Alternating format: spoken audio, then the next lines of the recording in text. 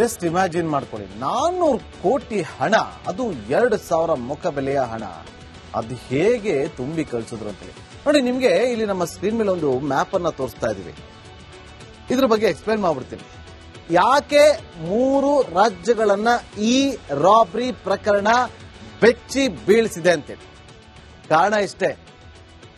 ನಿಮ್ಗೆ ಇಲ್ಲಿ ರೆಡ್ ಅಲ್ಲಿ ನಿಮ್ಗೆ ಬ್ಲಿಂಕ್ ಆಗ್ತಾ ಇದೆಯಲ್ಲ, ಅದು ಚೋರ್ಲಾ ಘಾಟ್. ಅದು ಚೋರ್ಲಾ ಘಾಟ್. ಅದು ಆ ಘಾಟ್ ಯಾವ ತರ ಇದೆ ಅಂತಂದ್ರೆ 3 ರಾಜ್ಯಗಳಿಗೂ ಕೂಡ ಸೇರುತ್ತದು ಘಾಟ್. ಅದರ ವ್ಯಾಪ್ತಿ ಏನಿದೆಯಲ್ಲ, ಚೋರ್ಲಾ ಘಾಟ್ನ ವ್ಯಾಪ್ತಿ ಕೆಳಗಡೆ ಭಾಗಕ್ಕೆ ಬಂದ್ರೆ ನೋಡಿ, ಇಲ್ಲಿ ಕೆಳಗಡೆ ಭಾಗಕ್ಕೆ ಬಂದ್ರೆ ಅಲ್ಲಿ ಗೋವಾ, ಮೇಲ್ಗಡೆ ಭಾಗಕ್ಕೆ ಹೋದ್ರೆ ಮಹಾರಾಷ್ಟ್ರ, ಸ್ವಲ್ಪ ಮುಂದೆ ಹೋದ್ರೆ ಪಕ್ಕಕ್ಕೆ ಹೋದ್ರೆ ಅದು ಕರ್ನಾಟಕ. 3 ರಾಜ್ಯಗಳಿಗೆ ವ್ಯಾಪ್ತಿಯಲ್ಲಿ ಬರುವಂತಹ ಚೋರ್ಲಾ ಘಾಟ್.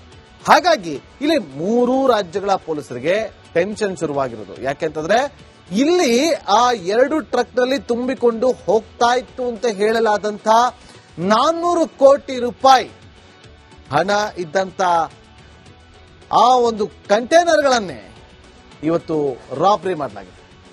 ಆ ಕಂಟೈನರ್ಲಿ 400 ಕೋಟಿ ರೂಪಾಯಿ ಇತ್ತು ಅಂತ ಹೇಳ್ತಾರಲ್ಲ, ಅದ್ಯಾವುದು? 2,000 ಮುಖ ಬೆಲೆಯ 400 ಕೋಟಿ ರೂಪಾಯಿ ಹಣ. ಬೆಳಗಾವಿಯಲ್ಲಿ ಕಂಟೈನರ್ ಇದ್ದಂತಹ 400 ಕೋಟಿ ಹಣ ಇಲ್ಲಿ ಮಹಾರಾಷ್ಟ್ರ ವ್ಯಾಪ್ತಿಯಲ್ಲಿದ್ದಾಗ ರಾಬ್ರಿ ಆಯ್ತಾ, ಗೋವಾ ವ್ಯಾಪ್ತಿಯಲ್ಲಿದ್ದಾಗ ರಾಬ್ರಿ ಆಯ್ತಾ, ಕರ್ನಾಟಕ ವ್ಯಾಪ್ತಿಯಲ್ಲಿ ಇದ್ದಂತ ಸಂದರ್ಭದಲ್ಲಿ ರಾಬ್ರಿ ಆಯ್ತಾ, ಇನ್ನೂ ಕ್ಲಿಯರ್ ಆಗಿ ಗೊತ್ತಿಲ್ಲ. ಆದ್ರೆ ಚೋರ್ಲಾ ಘಾಟ್ ಅಲ್ಲಿ ರಾಬ್ರಿ ಆಗಿದೆ. ಆಗ 3 ರಾಜ್ಯಗಳಿಗೆ ಸಂಬಂಧಪಡುತ್ತೆ. ತನಿಖೆ ಶುರುವಾಗಿದೆ. ತನಿಖೆ ಇವತ್ತು ಶುರುವಾಗಿಲ್ಲ, ತುಂಬಾ ದಿನಗಳಿಂದ ಶುರುವಾಗಿದೆ. ಆದ್ರೆ ಇವತ್ತು ಇದು ರಿವೀಲ್ ಆಗಿದೆ. ಅದು ಹೆಂಗೆ ರಿವೀಲ್ ಆಯ್ತು ಅನ್ನೋದನ್ನ ನಿಮಗೆ ಮುಂದಿನ ಹಂತದಲ್ಲಿ ಹೇಳ್ತಾ ಹೋಗ್ತೇನೆ. ಆದ್ರೆ ಈಗ ಆ ಕಂಟೈನರ್ ನಲ್ಲಿದ್ದಂತ 400 ಕೋಟಿ ಹಣವನ್ನ ರಾಬ್ರಿ ಮಾಡಿದ್ದಾರೆ ಅಂತ ಹೇಳಿ ನಾವ್ಯಾವುದೋ ರೀಲ್ ಕಹಾನಿ ಹೇಳ್ತಾ ಇಲ್ಲ ಸರ್, ರೀಲ್ ಕಹಾನಿನೇ ಹೇಳ್ತಾ ಇರೋದು. ಸಿನಿಮಾ ಸ್ಟೈಲ್ ಅಲ್ಲಿ ಇದೆ ಇದು.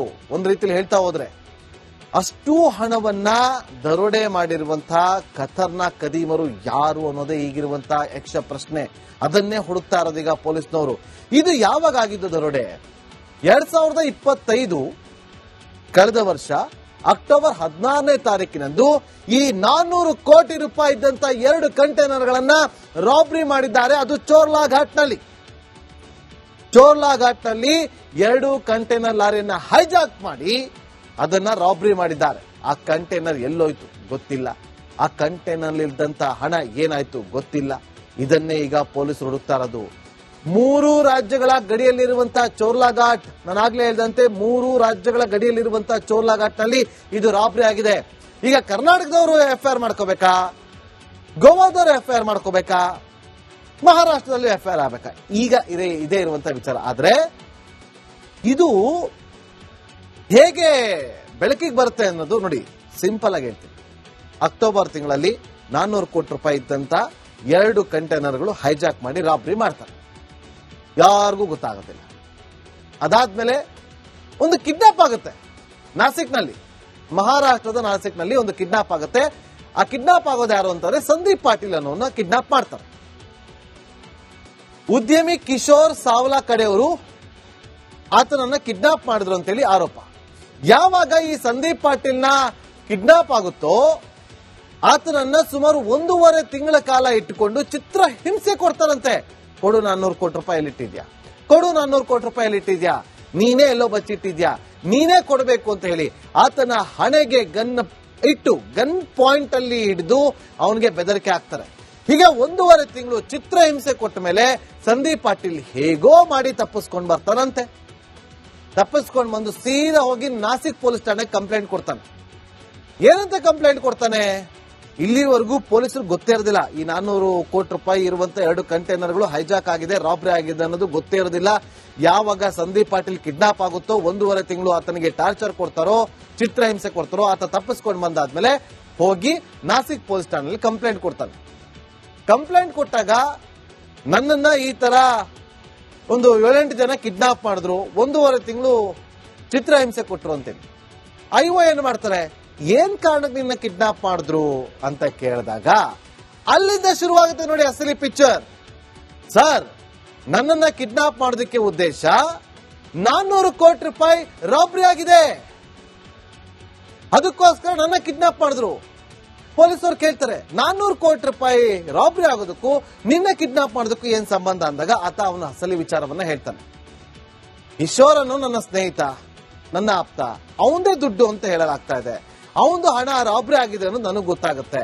ಆ ಗೊತ್ತಾದಾಗ ನಾನು ಇದರಲ್ಲಿ ಎನ್ಕ್ಯಾಶ್ ಮಾಡ್ಕೊಳ್ಳೋಣ ಅಂತೇಳಿ ಒಂದು ವಿಡಿಯೋ ಕಾಲ್ ಮಾಡಿ ಹೇಳಿದೆ, ನನಗೆ 100 ಕೋಟಿ ರೂಪಾಯಿ ಕೊಡಬೇಕು, ನಾನು 400 ಕೋಟಿ ರೂಪಾಯಿ ವಾಪಸ್ ಕೊಡ್ತೀನಿ ಅಂತ ಹೇಳಿದಾಗ ಇಲ್ಲಿ ಇನ್ಸ್ಪೆಕ್ಟರ್ ಶಾಕ್ ಆಗ್ತಾರೆ. ಇವನು ಏನ್ ಮಾತಾಡ್ತಾವನೆ, ಅರ್ಥನೇ ಆಗಲ್ಲ, ಮತ್ತೊಮ್ಮೆ ಹೇಳು ಅಂತ ಹೇಳ್ತಾರೆ. ಆಗ ಅವ್ನು ಸಂದೀಪ್ ಪಾಟೀಲ್ ಹೇಳ್ತಾನೆ, ಸರ್ ನನ್ನನ್ನ ಕಿಡ್ನಾಪ್ ಮಾಡಿದ್ರು, ಕಿಡ್ನಾಪ್ ಮಾಡೋದಕ್ಕೆ ಕಾರಣ 400 ಕೋಟಿ ರೂಪಾಯಿ ರಾಬರಿ ಆಗಿದೆ. ಆ 400 ಕೋಟಿ ರೂಪಾಯಿ ಎಲ್ಲಿದೆ ಅಂತ ನನಗೆ ಗೊತ್ತು. ನೀವು ನನಗೆ 100 ಕೋಟಿ ರೂಪಾಯಿ ಈಗ ಚಲಾವಣೆಯಲ್ಲಿರುವಂತಹ ಹಣದ ಸಮೇತವಾಗಿ ಬಂದು ಕೊಟ್ರೆ ನಾನು 400 ಕೋಟಿ ರೂಪಾಯಿ ಎಲ್ಲಿದೆ ಅಂತ ಹೇಳ್ತೀನಿ ಅಂತ ಹೇಳ್ತಾರೆ. ಈ ವಿಚಾರ ಗೊತ್ತಾಗ್ತಾ ಇದ್ದಂತೆ ಕಿಶೋರ್ ಕಡೆಯವರು ನನ್ನನ್ನ ಬಂದು ಕಿಡ್ನಾಪ್ ಮಾಡ್ಕೊಂಡು ಹೋದ್ರು, 1.5 ತಿಂಗಳು ನನ್ನನ್ನ ಚಿತ್ರಹಿಂಸೆ ಕೊಟ್ಟರು ಅಂತ ಹೇಳ್ತಾರೆ. ಯಾವಾಗ ಈ ವಿಚಾರ ಅಲ್ಲಿ ಅವನು ಪ್ರಸ್ತಾಪ ಮಾಡ್ತಾನೋ ಪೊಲೀಸರು ತಲೆ ತಿರುಗ್ಬಿಡುತ್ತೆ.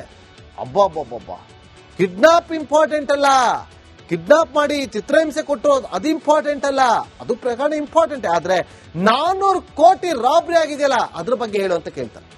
ಆಗ ಗೊತ್ತಾಗೋದು ಈ 400 ಕೋಟಿ ರೂಪಾಯಿ ರಾಬರಿ ಆಗಿದೆ. ಎಲ್ಲಿ ರಾಬರಿ ಆಗಿದೆ? ಚೋರ್ಲಾಘಾಟ್ ಆಗಿದೆ. ಚೋರ್ಲಾಘಾಟ್ ಯಾವ ಜುಡಿಕ್ಷನ್ ಬರುತ್ತೆ? ಕರ್ನಾಟಕಕ್ಕೆ ಬರುತ್ತಾ, ಗೋವಾಗೆ ಬರುತ್ತಾ, ಮಹಾರಾಷ್ಟ್ರಕ್ಕೆ ಬರುತ್ತಾ? ಇದು ಗೊತ್ತಾಗಬೇಕು ಅಂತಂದ್ರೆ ಆ ರಾಬರಿ ಆಗಿದ್ದ ಸ್ಥಳ ಯಾವುದು ಅಂತ ಗೊತ್ತಾಗಬೇಕು. ಕರೆಕ್ಟ್ ಪಾಯಿಂಟ್ ಗೊತ್ತಾದ್ಮೇಲೆ ಗೊತ್ತಾಗುತ್ತೆ. ಈಗ ಇದರ ಹಿಂದೆ ಬಿದ್ದಿದ್ದಾರೆ, ತನಿಖೆ ಕೂಡ ಮುಂದುವರೆದಿದೆ. ಚೋರ್ಲಾ ಘಾಟ್ ಅದು. ಆ ಘಾಟ್ ಯಾವ ತರ ಇದೆ ಅಂತಂದ್ರೆ 3 ರಾಜ್ಯಗಳಿಗೂ ಕೂಡ ಸೇರುತ್ತದೆ ಘಾಟ್. ಅದರ ವ್ಯಾಪ್ತಿ ಏನಿದೆಯಲ್ಲ ಚೋರ್ಲಾ ಘಾಟ್ನ ವ್ಯಾಪ್ತಿ, ಕೆಳಗಡೆ ಭಾಗಕ್ಕೆ ಬಂದ್ರೆ ನೋಡಿ, ಇಲ್ಲಿ ಕೆಳಗಡೆ ಭಾಗಕ್ಕೆ ಬಂದ್ರೆ ಅಲ್ಲಿ ಗೋವಾ, ಮೇಲ್ಗಡೆ ಭಾಗಕ್ಕೆ ಹೋದ್ರೆ ಮಹಾರಾಷ್ಟ್ರ, ಸ್ವಲ್ಪ ಮುಂದೆ ಹೋದ್ರೆ ಪಕ್ಕಕ್ಕೆ ಹೋದ್ರೆ ಅದು ಕರ್ನಾಟಕ. 3 ರಾಜ್ಯಗಳಿಗೆ ವ್ಯಾಪ್ತಿಯಲ್ಲಿ ಬರುವಂತಹ ಚೋರ್ಲಾ ಘಾಟ್. ಹಾಗಾಗಿ ಇಲ್ಲಿ 3 ರಾಜ್ಯಗಳ ಪೊಲೀಸರಿಗೆ ಟೆನ್ಷನ್ ಶುರುವಾಗಿರೋದು. ಯಾಕೆಂತಂದ್ರೆ ಇಲ್ಲಿ ಆ 2 ಟ್ರಕ್ ನಲ್ಲಿ ತುಂಬಿಕೊಂಡು ಹೋಗ್ತಾ ಇತ್ತು ಅಂತ ಹೇಳಲಾದಂತಹ 400 ಕೋಟಿ ರೂಪಾಯಿ ಹಣ ಇದ್ದಂತ ಆ ಒಂದು ಕಂಟೈನರ್ಗಳನ್ನೇ ಇವತ್ತು ರಾಬರಿ ಮಾಡಲಾಗಿದೆ. ಆ ಕಂಟೈನರ್ 400 ಕೋಟಿ ರೂಪಾಯಿ ಇತ್ತು ಅಂತ ಹೇಳ್ತಾರಲ್ಲ, ಅದ್ಯಾವುದು? 2,000 ಮುಖ ಬೆಲೆಯ 400 ಕೋಟಿ ರೂಪಾಯಿ ಹಣ. ಬೆಳಗಾವಿಯಲ್ಲಿ ಕಂಟೈನರ್ ಇದ್ದಂತಹ 400 ಕೋಟಿ ಹಣ ಇಲ್ಲಿ ಮಹಾರಾಷ್ಟ್ರ ವ್ಯಾಪ್ತಿಯಲ್ಲಿದ್ದಾಗ ರಾಬರಿ ಆಯ್ತಾ, ಗೋವಾ ವ್ಯಾಪ್ತಿಯಲ್ಲಿದ್ದಾಗ ರಾಬರಿ ಆಯ್ತಾ, ಕರ್ನಾಟಕ ವ್ಯಾಪ್ತಿಯಲ್ಲಿ ಇದ್ದಂತ ಸಂದರ್ಭದಲ್ಲಿ ರಾಬರಿ ಆಯ್ತಾ? ಇನ್ನೂ ಕ್ಲಿಯರ್ ಆಗಿ ಗೊತ್ತಿಲ್ಲ. ಆದ್ರೆ ಚೋರ್ಲಾ ಘಾಟ್ ಅಲ್ಲಿ ರಾಬರಿ ಆಗಿದೆ. ಆಗ 3 ರಾಜ್ಯಗಳಿಗೆ ಸಂಬಂಧಪಡುತ್ತೆ. ತನಿಖೆ ಶುರುವಾಗಿದೆ. ತನಿಖೆ ಇವತ್ತು ಶುರುವಾಗಿಲ್ಲ, ತುಂಬಾ ದಿನಗಳಿಂದ ಶುರುವಾಗಿದೆ. ಆದ್ರೆ ಇವತ್ತು ಇದು ರಿವೀಲ್ ಆಗಿದೆ. ಅದು ಹೆಂಗೆ ರಿವೀಲ್ ಆಯಿತು ಅನ್ನೋದನ್ನ ನಿಮಗೆ ಮುಂದಿನ ಹಂತದಲ್ಲಿ ಹೇಳ್ತಾ ಹೋಗ್ತೀನಿ. ಆದ್ರೆ ಈಗ ಆ ಕಂಟೈನರ್ ನಲ್ಲಿದ್ದಂತ 400 ಕೋಟಿ ಹಣವನ್ನ ರಾಬರಿ ಮಾಡಿದ್ದಾರೆ ಅಂತೇಳಿ ನಾವ್ಯಾವುದೋ ರೀಲ್ ಕಹಾನಿ ಹೇಳ್ತಾ ಇಲ್ಲ ಸರ್, ರೀಲ್ ಕಹಾನಿನೇ ಹೇಳ್ತಾ ಇರೋದು. ಸಿನಿಮಾ ಸ್ಟೈಲ್ ಅಲ್ಲಿ ಇದೆ ಇದು. ಒಂದ್ ರೀತಿಯಲ್ಲಿ ಹೇಳ್ತಾ ಹೋದ್ರೆ ಅಷ್ಟು ಹಣವನ್ನ ದರೋಡೆ ಮಾಡಿರುವಂತಹ ಖತರ್ನಾಕ್ ಕದೀಮರು ಯಾರು ಅನ್ನೋದೇ ಈಗಿರುವಂತಹ ಯಕ್ಷ ಪ್ರಶ್ನೆ. ಅದನ್ನೇ ಹುಡುಕ್ತಾ ಇರೋದೀಗ ಪೊಲೀಸ್ನವರು. ಇದು ಯಾವಾಗ ಆಗಿದ್ದು ದರೋಡೆ? 2025 ಕಳೆದ ವರ್ಷ ಅಕ್ಟೋಬರ್ 16ನೇ ತಾರೀಕಿನಂದು ಈ 400 ಕೋಟಿ ರೂಪಾಯಿ ಇದ್ದಂತ 2 ಕಂಟೈನರ್ಗಳನ್ನ ರಾಬರಿ ಮಾಡಿದ್ದಾರೆ. ಅದು ಚೋರ್ಲಾ ಘಾಟ್ನಲ್ಲಿ. ಚೋರ್ಲಾ ಘಾಟ್ನಲ್ಲಿ 2 ಕಂಟೈನರ್ ಲಾರಿಯನ್ನ ಹೈಜಾಕ್ ಮಾಡಿ ಅದನ್ನ ರಾಬರಿ ಮಾಡಿದ್ದಾರೆ. ಆ ಕಂಟೈನರ್ ಎಲ್ಲೋಯ್ತು ಗೊತ್ತಿಲ್ಲ. ಆ ಕಂಟೈನರ್ ಇದ್ದಂತ ಹಣ ಏನಾಯ್ತು ಗೊತ್ತಿಲ್ಲ. ಇದನ್ನೇ ಈಗ ಪೊಲೀಸರು ಹುಡುಕ್ತಾ ಇರೋದು. 3 ರಾಜ್ಯಗಳ ಗಡಿಯಲ್ಲಿರುವಂತಹ ಚೋರ್ಲಾ ಘಾಟ್, ನಾನಾಗ್ಲೇ ಹೇಳಿದಂತೆ 3 ರಾಜ್ಯಗಳ ಗಡಿಯಲ್ಲಿರುವಂತಹ ಚೋರ್ಲಾ ಘಾಟ್ ನಲ್ಲಿ ಇದು ರಾಬರಿ ಆಗಿದೆ. ಈಗ ಕರ್ನಾಟಕದವರು ಎಫ್ಐಆರ್ ಮಾಡ್ಕೋಬೇಕಾ, ಗೋವಾದವರು ಎಫ್ಐಆರ್ ಮಾಡ್ಕೋಬೇಕಾ, ಮಹಾರಾಷ್ಟ್ರದಲ್ಲಿ ಎಫ್ಐಆರ್ ಆಗಬೇಕಾ? ಈಗ ಇದೇ ಇರುವಂತಹ ವಿಚಾರ. ಆದ್ರೆ ಇದು ಹೇಗೆ ಬೆಳಕಿಗೆ ಬರುತ್ತೆ ಅನ್ನೋದು ನೋಡಿ, ಸಿಂಪಲ್ ಆಗಿ ಹೇಳ್ತೀನಿ. ಅಕ್ಟೋಬರ್ ತಿಂಗಳಲ್ಲಿ 400 ಕೋಟಿ ರೂಪಾಯಿ ಇದ್ದಂತ 2 ಕಂಟೈನರ್ಗಳು ಹೈಜಾಕ್ ಮಾಡಿ ರಾಬರಿ ಮಾಡ್ತಾರೆ. ಯಾರಿಗೂ ಗೊತ್ತಾಗೋದಿಲ್ಲ. ಅದಾದ್ಮೇಲೆ ಒಂದು ಕಿಡ್ನಾಪ್ ಆಗುತ್ತೆ ನಾಸಿಕ್ನಲ್ಲಿ, ಮಹಾರಾಷ್ಟ್ರದ ನಾಸಿಕ್ನಲ್ಲಿ ಒಂದು ಕಿಡ್ನಾಪ್ ಆಗುತ್ತೆ. ಆ ಕಿಡ್ನಾಪ್ ಆಗೋದು ಯಾರು ಅಂತಂದ್ರೆ ಸಂದೀಪ್ ಪಾಟೀಲ್ ಅನ್ನೋನ್ನ ಕಿಡ್ನಾಪ್ ಮಾಡ್ತಾರೆ. ಉದ್ಯಮಿ ಕಿಶೋರ್ ಸಾವ್ಲಾ ಕಡೆಯವರು ಆತನನ್ನ ಕಿಡ್ನಾಪ್ ಮಾಡಿದ್ರು ಅಂತೇಳಿ ಆರೋಪ.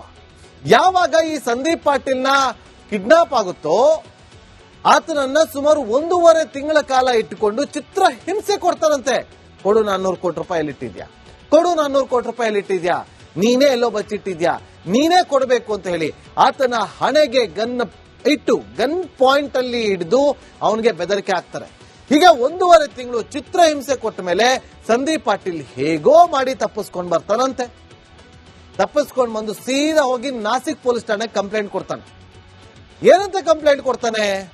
ಇಲ್ಲಿವರೆಗೂ ಪೊಲೀಸರು ಗೊತ್ತೇ ಇರೋದಿಲ್ಲ ಈ 400 ಕೋಟಿ ರೂಪಾಯಿ ಇರುವಂತ 2 ಕಂಟೈನರ್ಗಳು ಹೈಜಾಕ್ ಆಗಿದೆ, ರಾಬರಿ ಆಗಿದೆ ಅನ್ನೋದು ಗೊತ್ತೇ ಇರೋದಿಲ್ಲ. ಯಾವಾಗ ಸಂದೀಪ್ ಪಾಟೀಲ್ ಕಿಡ್ನಾಪ್ ಆಗುತ್ತೋ 1.5 ತಿಂಗಳು ಆತನಿಗೆ ಟಾರ್ಚರ್ ಕೊಡ್ತಾರೋ, ಚಿತ್ರಹಿಂಸೆ ಕೊಡ್ತಾರೋ, ಆತ ತಪ್ಪಿಸ್ಕೊಂಡು ಬಂದಾದ್ಮೇಲೆ ಹೋಗಿ ನಾಸಿಕ್ ಪೊಲೀಸ್ ಠಾಣೆಯಲ್ಲಿ ಕಂಪ್ಲೇಂಟ್ ಕೊಡ್ತಾನೆ. ಕಂಪ್ಲೇಂಟ್ ಕೊಟ್ಟಾಗ ನನ್ನನ್ನ ಈ ತರ ಒಂದು 7-8 ಜನ ಕಿಡ್ನಾಪ್ ಮಾಡಿದ್ರು, 1.5 ತಿಂಗಳು ಚಿತ್ರಹಿಂಸೆ ಕೊಟ್ರು ಅಂತೇಳಿ. ಐಒ ಏನ್ ಮಾಡ್ತಾರೆ, ಏನ್ ಕಾರಣಕ್ಕೆ ನಿನ್ನ ಕಿಡ್ನಾಪ್ ಮಾಡಿದ್ರು ಅಂತ ಕೇಳಿದಾಗ ಅಲ್ಲಿಂದ ಶುರುವಾಗುತ್ತೆ ನೋಡಿ ಅಸಲಿ ಪಿಕ್ಚರ್. ಸರ್, ನನ್ನನ್ನ ಕಿಡ್ನಾಪ್ ಮಾಡೋದಕ್ಕೆ ಉದ್ದೇಶ 400 ಕೋಟಿ ರೂಪಾಯಿ ರಾಬರಿ ಆಗಿದೆ, ಅದಕ್ಕೋಸ್ಕರ ನನ್ನ ಕಿಡ್ನಾಪ್ ಮಾಡಿದ್ರು. ಪೊಲೀಸರು ಕೇಳ್ತಾರೆ 400 ಕೋಟಿ ರೂಪಾಯಿ ರಾಬರಿ ಆಗೋದಕ್ಕೂ ನಿನ್ನ ಕಿಡ್ನಾಪ್ ಮಾಡೋದಕ್ಕೂ ಏನ್ ಸಂಬಂಧ ಅಂದಾಗ ಆತ ಅವನ ಅಸಲಿ ವಿಚಾರವನ್ನ ಹೇಳ್ತಾನೆ. ಕಿಶೋರ್ ಅನ್ನೋ ನನ್ನ ಸ್ನೇಹಿತ, ನನ್ನ ಆಪ್ತ, ಅವಂದೇ ದುಡ್ಡು ಅಂತ ಹೇಳಲಾಗ್ತಾ ಇದೆ, ಅವಂದು ಹಣ ರಾಬರಿ ಆಗಿದೆ ಅನ್ನೋದು ನನಗೆ ಗೊತ್ತಾಗುತ್ತೆ. ಆ ಗೊತ್ತಾದಾಗ ನಾನು ಇದರಲ್ಲಿ ಎನ್ಕ್ಯಾಶ್ ಮಾಡ್ಕೊಳ್ಳೋಣ ಅಂತೇಳಿ ಒಂದು ವಿಡಿಯೋ ಕಾಲ್ ಮಾಡಿ ಹೇಳಿದೆ, ನನಗೆ 100 ಕೋಟಿ ರೂಪಾಯಿ ಕೊಡಬೇಕು, ನಾನು 400 ಕೋಟಿ ರೂಪಾಯಿ ವಾಪಸ್ ಕೊಡ್ತೀನಿ ಅಂತ ಹೇಳಿದಾಗ ಇಲ್ಲಿ ಇನ್ಸ್ಪೆಕ್ಟರ್ ಶಾಕ್ ಆಗ್ತಾರೆ. ಇವನು ಏನ್ ಮಾತಾಡ್ತಾವನೆ, ಅರ್ಥನೇ ಆಗಲ್ಲ, ಮತ್ತೊಮ್ಮೆ ಹೇಳು ಅಂತ ಹೇಳ್ತಾರೆ. ಆಗ ಅವ್ನು ಸಂದೀಪ್ ಪಾಟೀಲ್ ಹೇಳ್ತಾನೆ, ಸರ್ ನನ್ನನ್ನ ಕಿಡ್ನಾಪ್ ಮಾಡಿದ್ರು, ಕಿಡ್ನಾಪ್ ಮಾಡೋದಕ್ಕೆ ಕಾರಣ 400 ಕೋಟಿ ರೂಪಾಯಿ ರಾಬರಿ ಆಗಿದೆ, ಆ 400 ಕೋಟಿ ರೂಪಾಯಿ ಎಲ್ಲಿದೆ ಅಂತ ನನಗೆ ಗೊತ್ತು, ನೀವು ನನಗೆ 100 ಕೋಟಿ ರೂಪಾಯಿ ಈಗ ಚಲಾವಣೆಯಲ್ಲಿರುವಂತಹ ಹಣದ ಸಮೇತವಾಗಿ ಬಂದು ಕೊಟ್ರೆ ನಾನು 400 ಕೋಟಿ ರೂಪಾಯಿ ಎಲ್ಲಿದೆ ಅಂತ ಹೇಳ್ತೀನಿ ಅಂತ ಹೇಳ್ತಾರೆ. ಈ ವಿಚಾರ ಗೊತ್ತಾಗ್ತಾ ಇದ್ದಂತೆ ಕಿಶೋರ್ ಕಡೆಯವರು ನನ್ನನ್ನ ಬಂದು ಕಿಡ್ನಾಪ್ ಮಾಡ್ಕೊಂಡು ಹೋದ್ರು, 1.5 ತಿಂಗಳು ನನ್ನನ್ನ ಚಿತ್ರಹಿಂಸೆ ಕೊಟ್ಟರು ಅಂತ ಹೇಳ್ತಾರೆ. ಯಾವಾಗ ಈ ವಿಚಾರ ಅಲ್ಲಿ ಅವನು ಪ್ರಸ್ತಾಪ ಮಾಡ್ತಾನೋ ಪೊಲೀಸರು ತಲೆ ತಿರುಗ್ಬಿಡುತ್ತೆ. ಅಬ್ಬಬ್ಬಬ್ಬ, ಕಿಡ್ನಾಪ್ ಇಂಪಾರ್ಟೆಂಟ್ ಅಲ್ಲ, ಕಿಡ್ನಾಪ್ ಮಾಡಿ ಚಿತ್ರಹಿಂಸೆ ಕೊಟ್ಟರು ಅದು ಇಂಪಾರ್ಟೆಂಟ್ ಅಲ್ಲ, ಅದು ಪ್ರಕರಣ ಇಂಪಾರ್ಟೆಂಟ್, ಆದ್ರೆ 400 ಕೋಟಿ ರಾಬರಿ ಆಗಿದೆಯಲ್ಲ ಅದ್ರ ಬಗ್ಗೆ ಹೇಳು ಅಂತ ಕೇಳ್ತಾರೆ. ಆಗ ಗೊತ್ತಾಗೋದು ಈ 400 ಕೋಟಿ ರೂಪಾಯಿ ರಾಬರಿ ಆಗಿದೆ. ಎಲ್ಲಿ ರಾಬರಿ ಆಗಿದೆ? ಚೋರ್ಲಾಘಾಟಲ್ಲಾಗಿದೆ. ಚೋರ್ಲಾಘಾಟ್ ಯಾವ ಜುಡಿಕ್ಷನ್ಗೆ ಬರುತ್ತೆ? ಕರ್ನಾಟಕಕ್ಕೆ ಬರುತ್ತಾ, ಗೋವಾಗೆ ಬರುತ್ತಾ, ಮಹಾರಾಷ್ಟ್ರಕ್ಕೆ ಬರುತ್ತಾ? ಇದು ಗೊತ್ತಾಗಬೇಕು ಅಂತಂದ್ರೆ ಆ ರಾಬರಿ ಆಗಿದ್ದ ಸ್ಥಳ ಯಾವುದು ಅಂತ ಗೊತ್ತಾಗಬೇಕು. ಕರೆಕ್ಟ್ ಪಾಯಿಂಟ್ ಗೊತ್ತಾದ್ಮೇಲೆ ಗೊತ್ತಾಗುತ್ತೆ. ಈಗ ಇದರ ಹಿಂದೆ ಬಿದ್ದಿದ್ದಾರೆ, ತನಿಖೆ ಕೂಡ ಮುಂದೆ